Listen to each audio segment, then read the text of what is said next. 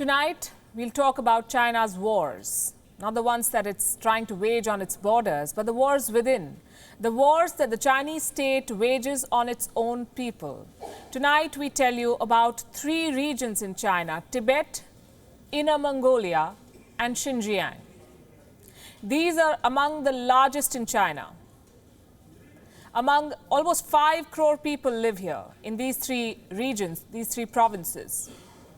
China has a population of a little more than 139 crores.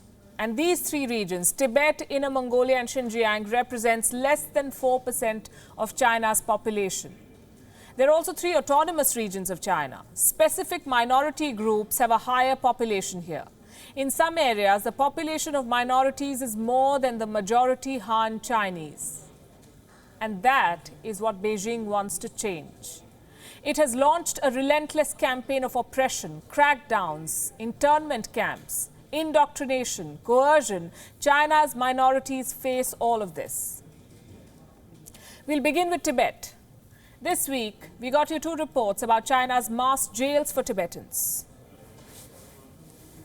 Thousands of people forced into labor camps. Look at these.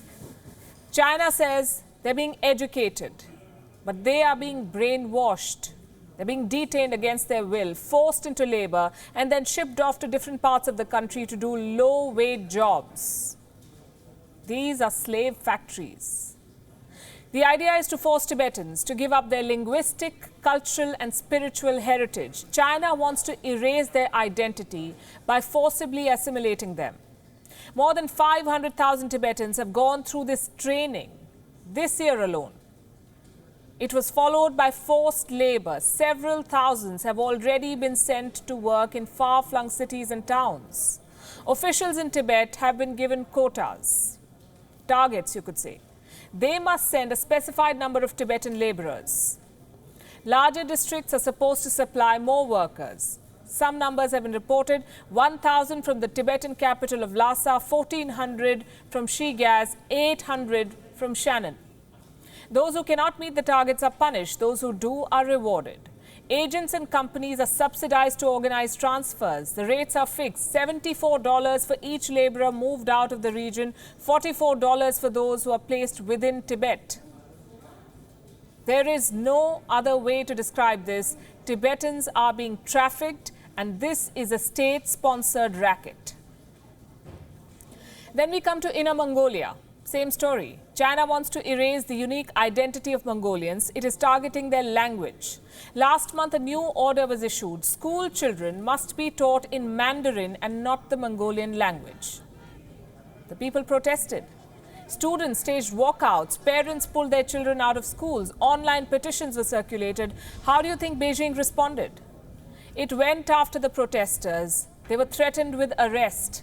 The demonstrations were suppressed. Those who still protested were put under surveillance. Chinese officials targeted the parents.